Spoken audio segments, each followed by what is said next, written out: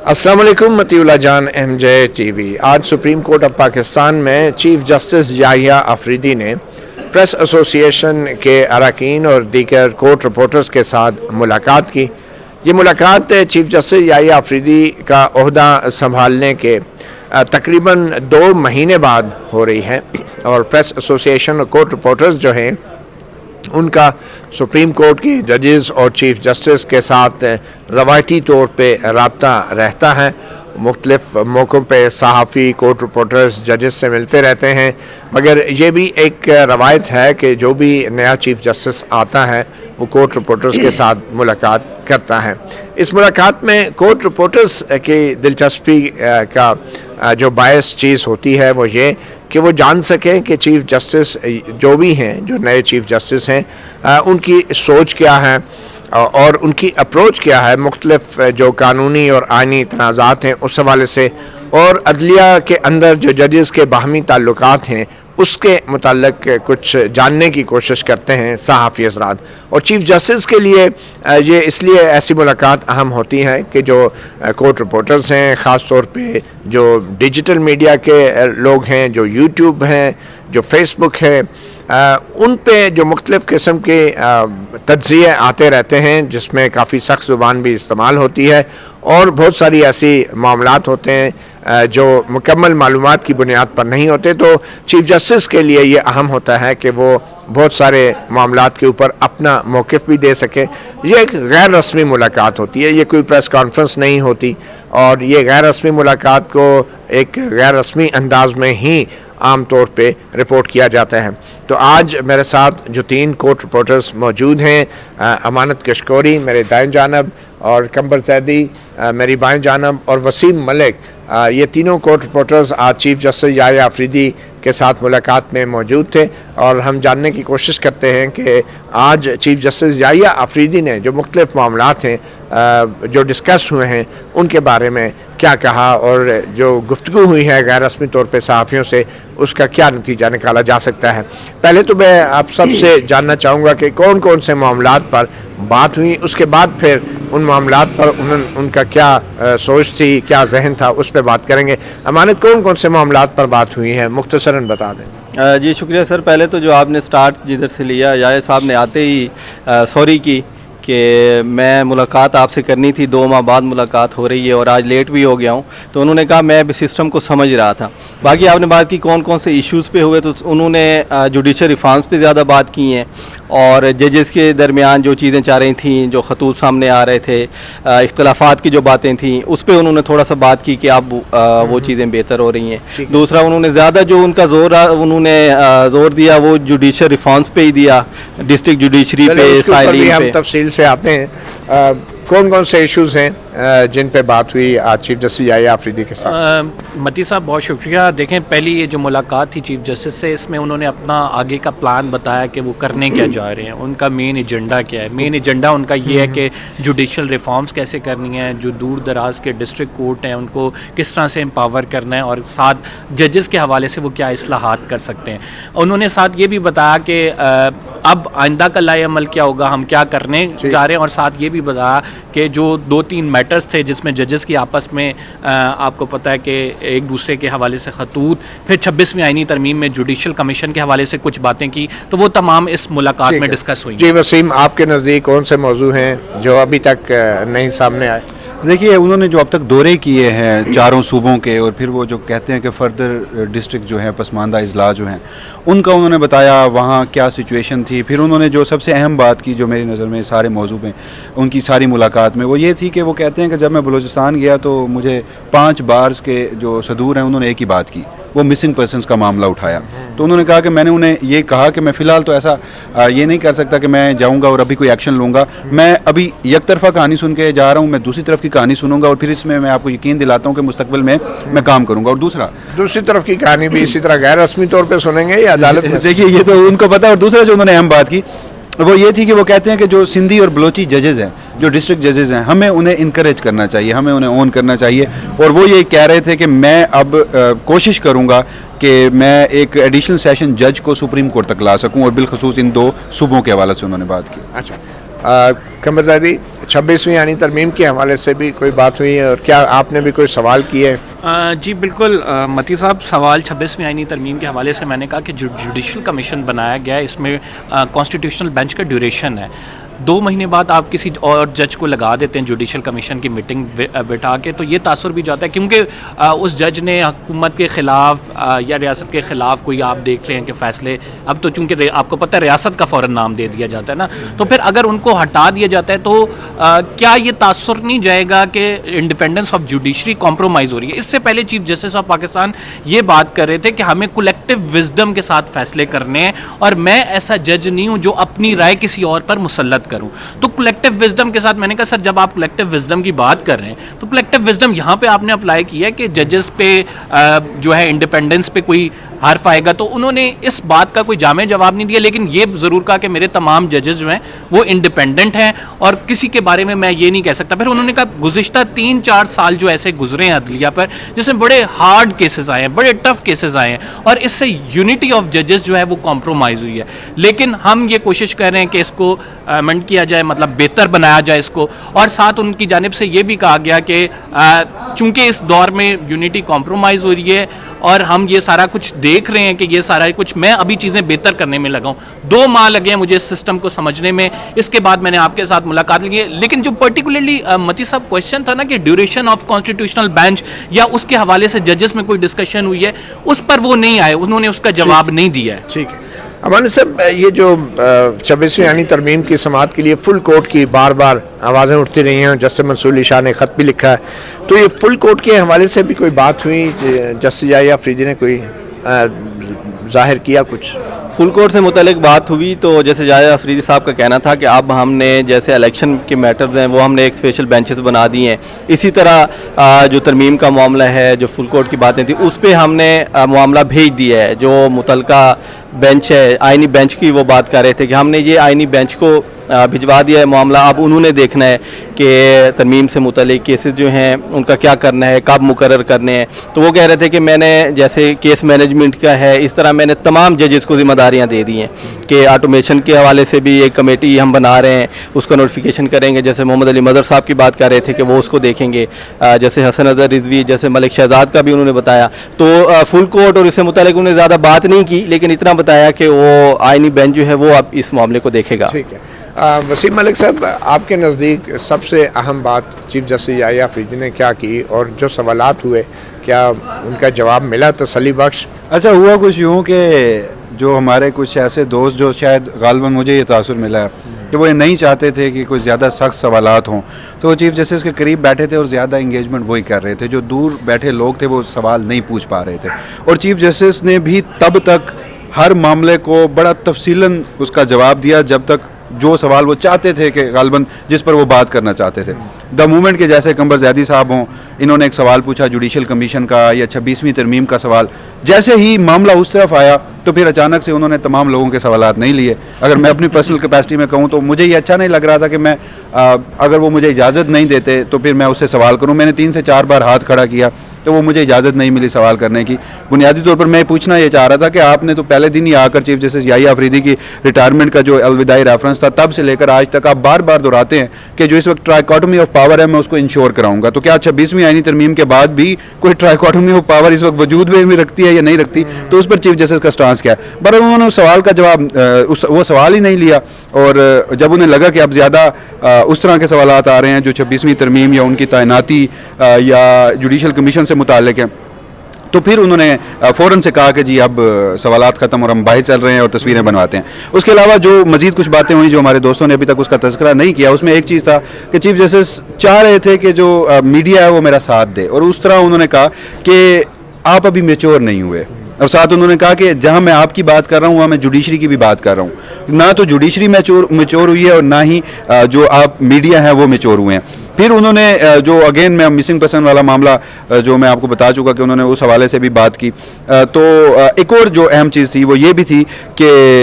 सवाल ये हुआ कि आपने बल्कि मैं आपको एक दिलचस्प बात बताऊं कि मुझे ये लग रहा था, बड़ी माजरत के साथ, मेरा अपना ज़ाती ये ओपिनियन है मैं आपके सामने रख रहा हूँ, कि जैसे वो खुद साख्ता बड़े बन रहे हैं। मतलब जैसे मंसूर अली शाह शायद आपको बड़ा नहीं मानते, वो तो बार बार लिख चुके हैं कि जी फुल कोर्ट बनाई या दीगर मामलात आपके खतो किताबत हुई है। तो वो जहाँ जैसे मंसूर अली शाह को बड़ा अप्रिशिएट कर रहे थे कि उन्होंने अल्टरनेटिव डिस्प्यूट रेजोल्यूशन पे बड़ा काम किया, जो जजेस की ट्रेनिंग मलेशिया में हो रही थी वो फेडरल जुडिशल अकेडमी में ले आए, वो वहीं जस्टिस मलिक शहजाद अहमद खान की बड़ी तारीफ कर रहे थे। फिर वहीं उन्होंने आईनी बेंच का नाम लिए बगैर उनको बड़ा सराहा। उन्होंने कहा कि देखिए वो जो हमारे जज हैं जो 11:30 बजे फ्री होते हैं, उन्होंने आके मुझे बताया कि हम 11:30 बजे तक फ्री हो जाते हैं, लेकिन हमने बैठ के केसेस सुनने हैं। तो फिर देखिए मेरे उन जजेस ने 8000 जो ज़ेर इल्तवा मुकदमात थे वो ख़त्म किए। तो फिर एक और बात, कोई कितने रह गए ये नहीं बताया, ये नहीं बताया अभी। तो वो ये कहना चाह रहे थे कि हम में ये कैपेसिटी है और मैं इन जजेस के साथ मिलकर ये जो सारा निज़ाम है बेहतर करूँगा। तो मुझे ये समझ आई कि एक शख्स, उसे पता है कि कैंसर है, किसी शख्स को कैंसर है, साथ उसी कैंसर की वजह से बुखार भी है, तो वो बुखार का ट्रीटमेंट तो कर रहा है लेकिन कैंसर को भूल चुका है। ठीक है, अब वो कैंसर की बात आ गई तो वो इस्लामाबाद हाई कोर्ट के 6 जजों ने जिस कैंसर की निशानदेही की थी ख़त के ज़रिए, उसके हवाले से कोई बात हुई कमर? देखें, उसके हवाले से पर्टिकुलरली तो बात नहीं हुई, लेकिन एक उससे इस्लामाबाद हाई कोर्ट से जुड़ा हुआ इशू वो भी मैंने सवाल किया कि जस्टिस मोहसिन अख्तर कियानी जो कि सीनियर प्यूने जज हैं इस्लामाबाद हाई कोर्ट में, जब आपने एडिशनल जजेस की तैनाती करनी है तो उनको साथ क्यों नहीं शामिल किया गया? ये बिल्कुल निकल रहे थे चीफ जस्टिस, तब उनसे ये सवाल हुआ तो चीफ जस्टिस ने आगे से कहा कि देखें वो तो कॉन्स्टिट्यूशनल में है ही नहीं। हाँ, ये आपने जो मामला उठाया ये मेरी नज़र से गुजरा है, हमने इस पर डेलिब्रेशन भी किया है, लेकिन वो आपको पता है वो कॉन्स्टिट्यूशन में नहीं लिखा हुआ। तो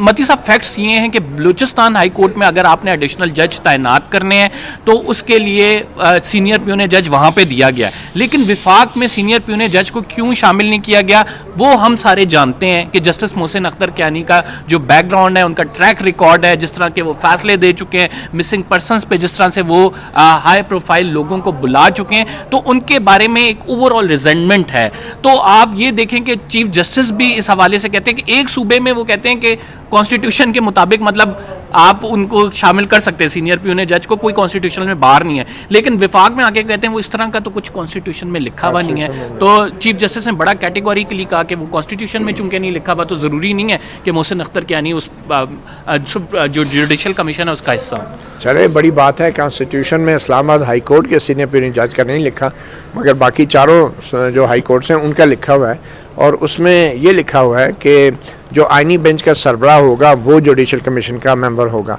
और अगर आइनी बेंच अभी तश्कील नहीं दिया जाता तो फिर सीनियर प्यूनी जज जो है उसकी जगह होगा। मगर इस्लामाबाद हाई कोर्ट के लिए ये मुतबादल निज़ाम बज़ाहिर नहीं किया गया। क्यों नहीं किया गया? इसके पीछे हुकूमत की बदनीयती थी, और क्या चीफ जस्टिस याहिया अफरीदी और जुडिशल कमीशन की बेबसी है कि वो इस मामले पे हुकूमत से ये जवाब भी नहीं तलब कर सकते कि आखिर ये मंतक क्या है कि इस्लामाबाद हाई कोर्ट के सीनियर प्यूनी जज को आइनी बेंच ना होने के बावजूद भी जुडिशल कमीशन में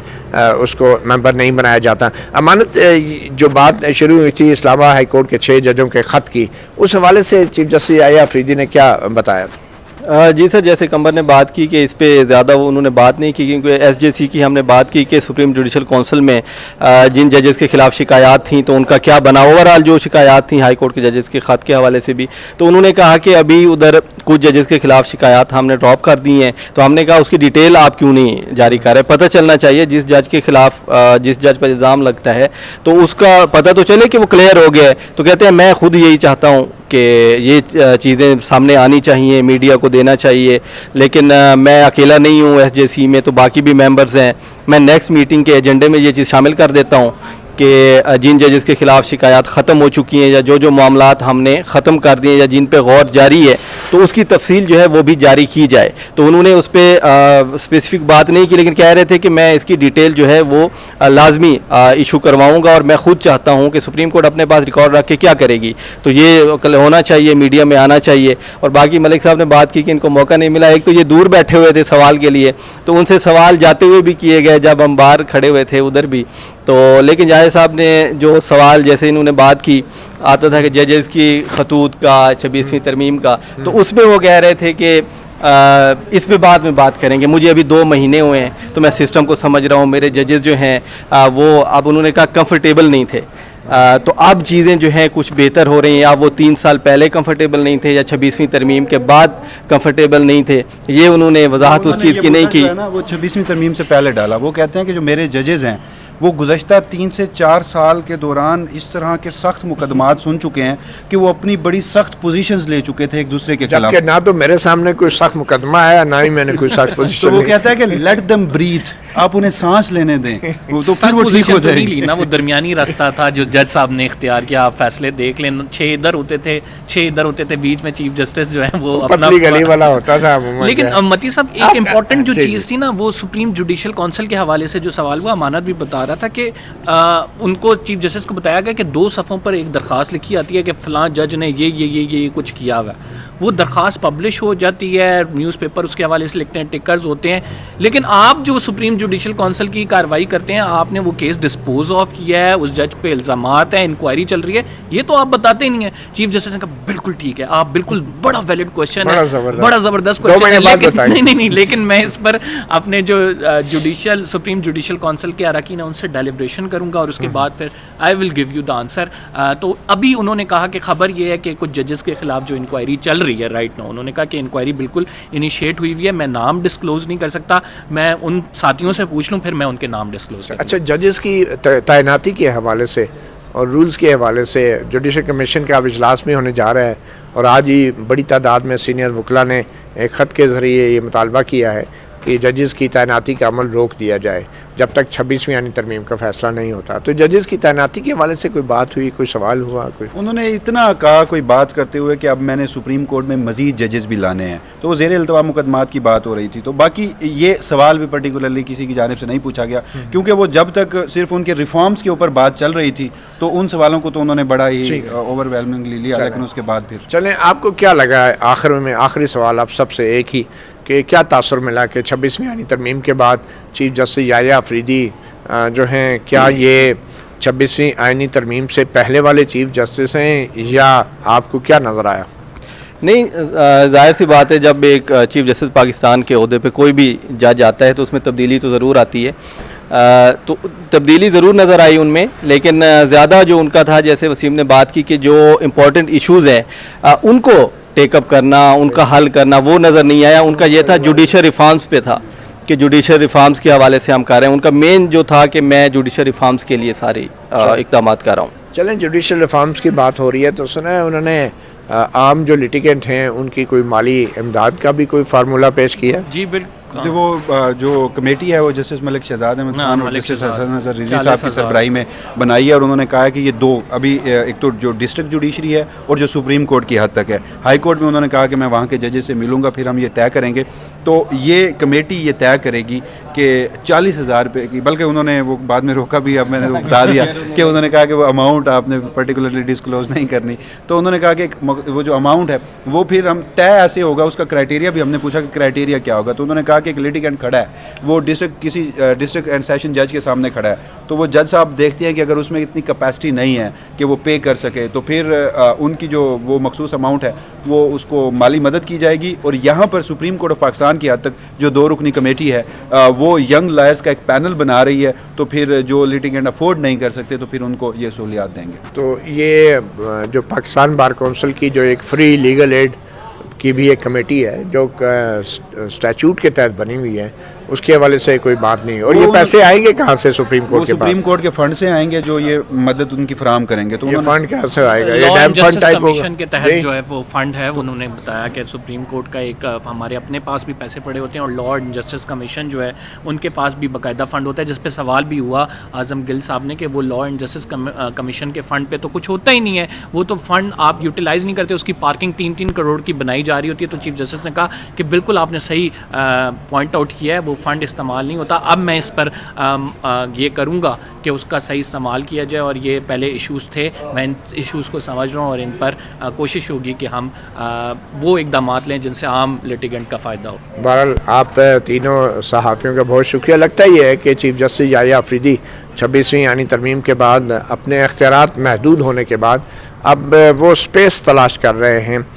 جس میں وہ اپنے عہدے کا وقار برقرار رکھ سکیں, اور اس میں سے ایک جو ہمیں نظر آ رہا ہے کہ وہ ضلعی عدلیہ کے ججوں کے پاس دور دراز علاقوں میں جا کے ان سے ملاقاتیں کرتے ہیں، تصویریں بنواتے ہیں، پریس ریلیز جاری ہوتی ہیں۔ آئینی اور قانونی طور پہ جو ضلعی عدلیہ ہے وہ ہائی کورٹ کے نگرانی میں ہوتی ہے۔ سپریم کورٹ براہ راست ضلعی عدلیہ کو نہ تو کوئی ہدایات دے سکتی ہے، نہ ہی ان کے معاملات کو جانچ سکتی ہے۔ مگر بہرحال اب مسئلہ یہی آ گیا ہے کہ آخرکار کچھ نہ کچھ تو چیف جسٹس آف پاکستان کو کرنے کے لیے چاہیے، اور شاید یہی وجہ ہے کہ اب چیف جسٹس جو ہیں اپنے سپریم کورٹ کے معاملات پہ اپنے عہدے